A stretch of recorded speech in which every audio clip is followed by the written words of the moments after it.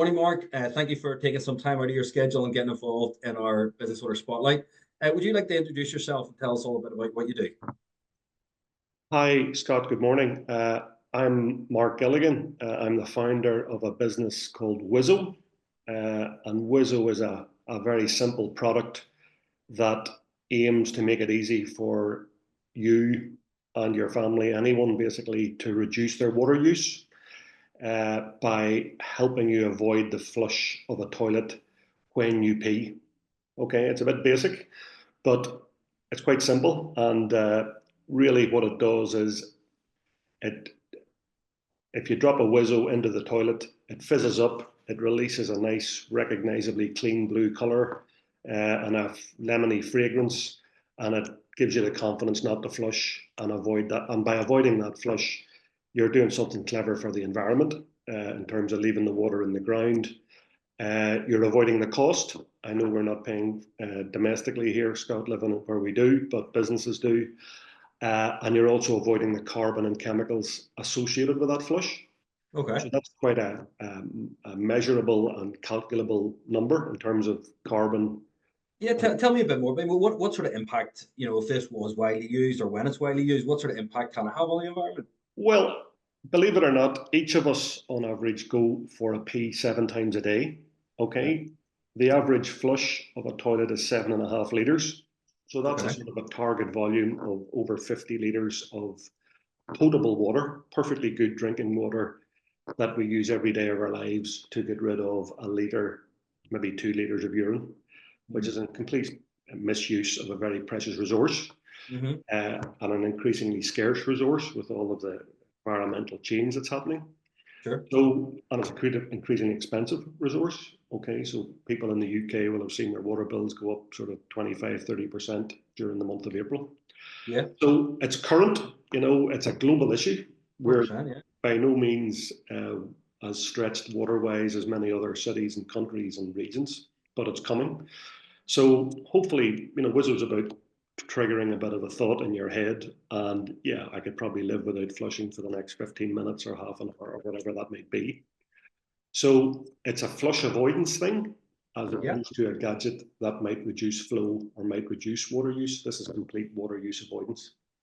So who would be, obviously, domestically in Northern Ireland, maybe not so much for domestic use, but business use, and then further throughout the UK, then a bit, for domestic and commercial use then? Well, fundamentally, people will buy Wizso directly for use at home. There's plenty of concerned consumers out there, which will be terrific. But if you think about it, Scott, this is really for businesses. Businesses have environmental, social, and governance obligations on them, ESG obligations. A lot of businesses, essentially businesses own properties or are in properties or are paying water bills of some shape or other. Sure. So Wizso could be part of their sort of policies and approach to trying to reduce their carbon footprint or their environmental footprint.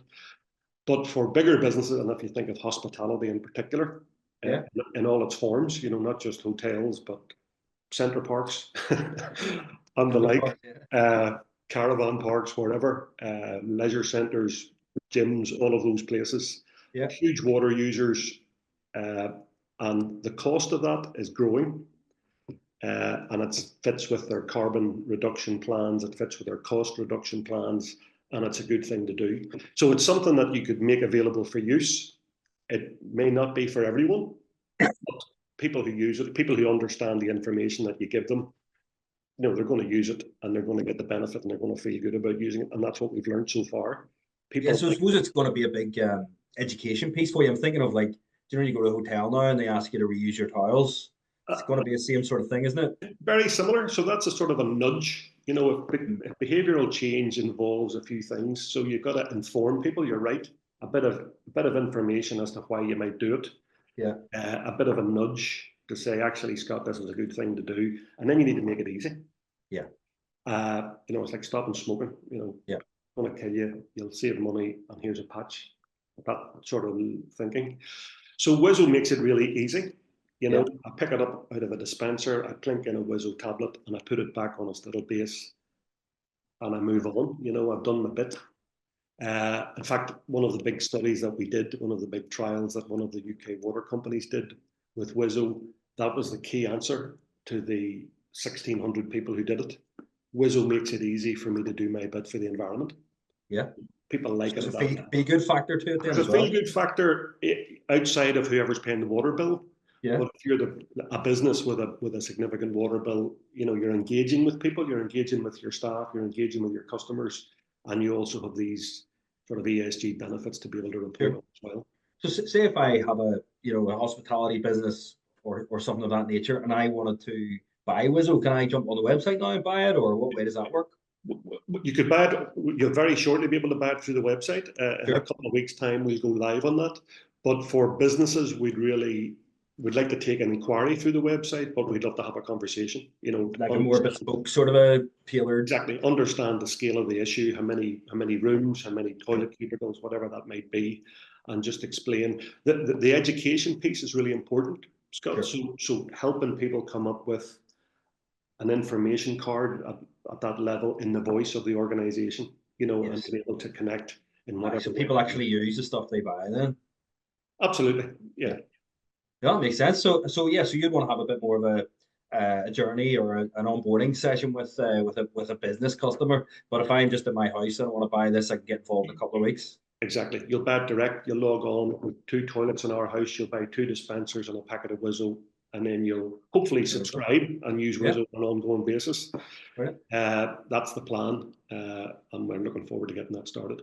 Awesome. So how did this all come about then, Mark? What led you down this route? Well, I tell you, Scott, I used to, in a previous job, I did a fair bit of traveling. I used to go to a lot of hot places, Saudi Arabia, Jordan, Kuwait, Israel, a couple of places in Africa as well. And what really struck me was actually in Israel, where we were doing some work for the water company. And over a meal, I was asked, how much is your water bill? You know, they talk about the water the way we talk about the weather, you know. Mm-hmm. And I hadn't a notion, you know, I really had no clue. I'm a civil engineer, I'm a chartered engineer, didn't know what my water, I said, oh, we pay for it through our property tax, was my answer. And I thought, I'm back here in a few weeks, I need to know the right answer to that. So that just got me thinking about water use, you know, and whenever you look into it, you come up with those numbers, you know, 50 litres a day to get rid of 1.5 litres of urine, the cost of it, the carbon impact of it. Water's quite heavy on carbon. You know, the big electricity users are the water companies. Of course, yeah. Think about it. So, and then I thought, well, that's a terrible waste. You know, the simple wastage of potable water. You know, there's people dying, haven't got a drink of water, and we're flushing 50 litres of it a day down the toilet. You know, so there's putting it into the glass to rinse it out first before. Exactly, rinse it before you drink it. Yeah. So just that came into my head. We're using too much. This is a simple idea. What do you think? You know, so that's really where it started a few years ago. And then I started at lockdown. I got an innovation voucher from Invest Northern Ireland to do some research work at Queen's. Okay. Who come up with a sort of a version 1 of a Wizso, if you like. You know, a dissolving tablet. Yeah. It delivers color and fragrance. It's not a treatment. So it's not duplicating what happens downstream. Yeah. And since then, we've worked on trials with different water companies and many others to try and get it to the point where we're able to go to market with it. So that's just. And you're just on the precipice of going to market then now? Well, exactly. It's just a very exciting time. Scott, everything's sort of coming together during hopefully the first half of May.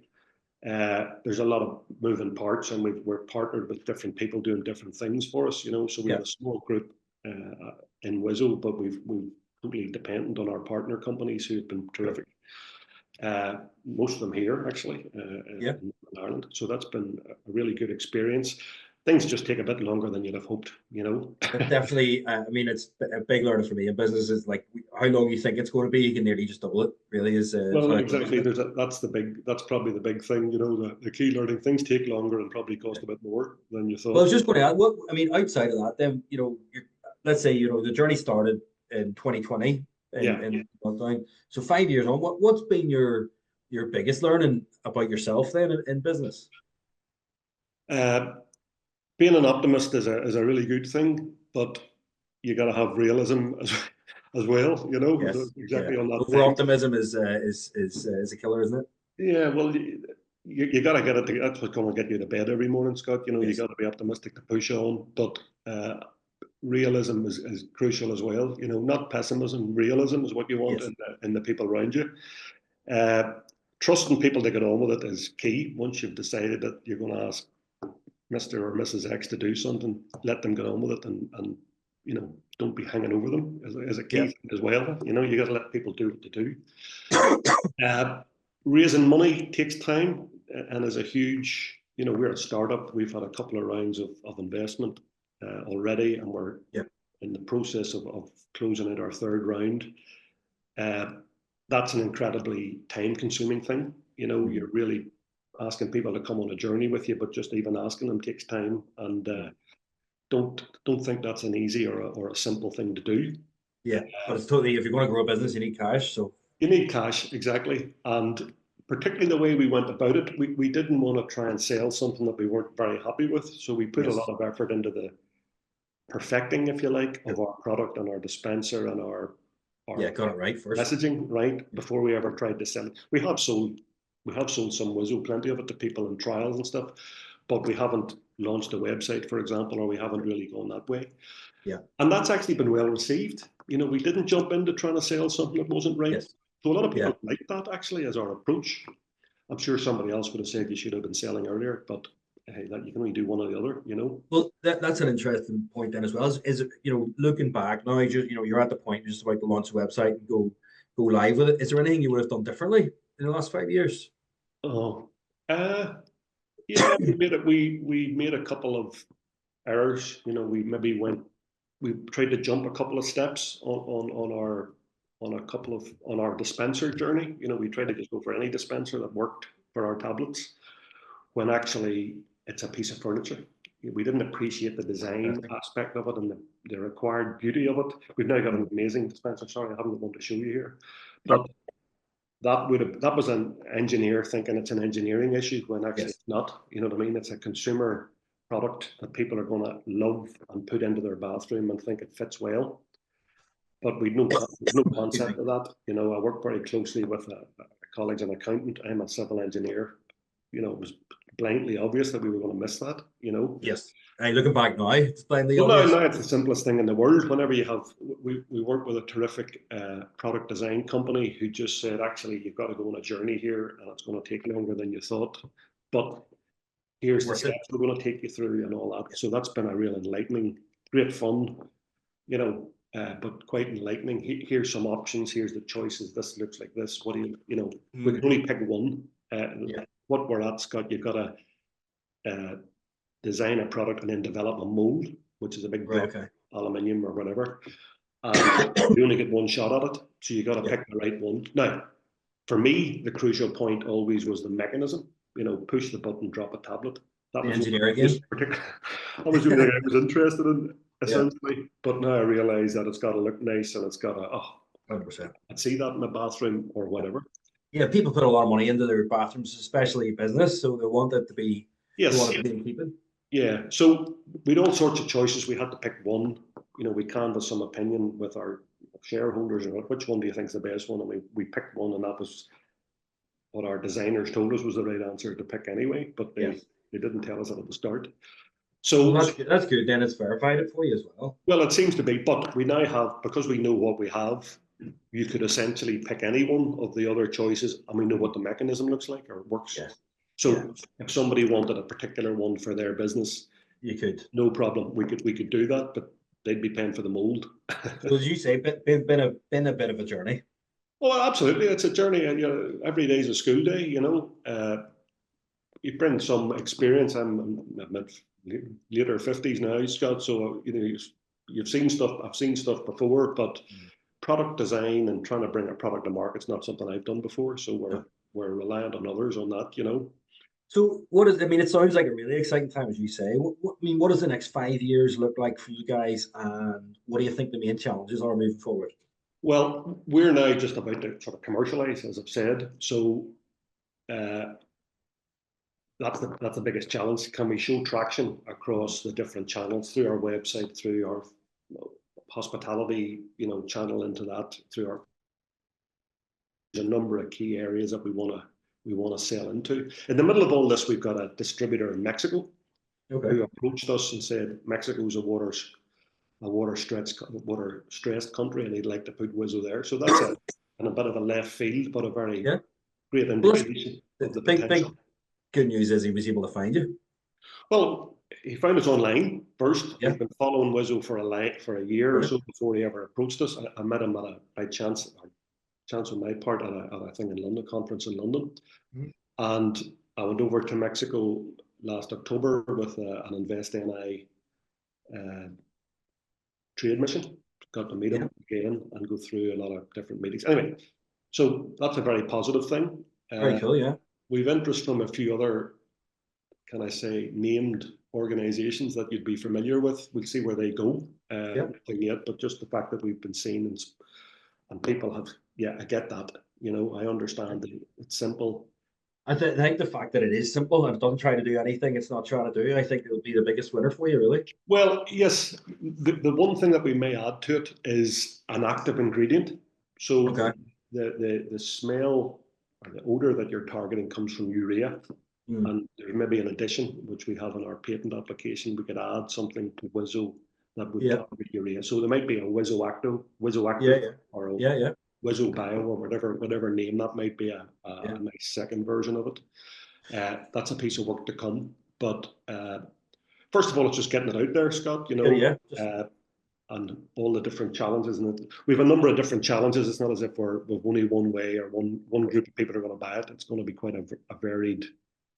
But as you say, exciting time. So look, I always like to finish up on this question, Mark. If you could go back in time and speak to an 18-year-old Mark, what is the one piece of advice you would give?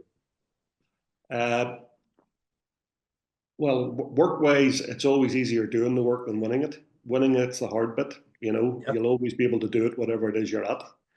So being able to sort of secure work or sales or whatever it might be is probably the hardest bit. You'll always be able to deliver at some level.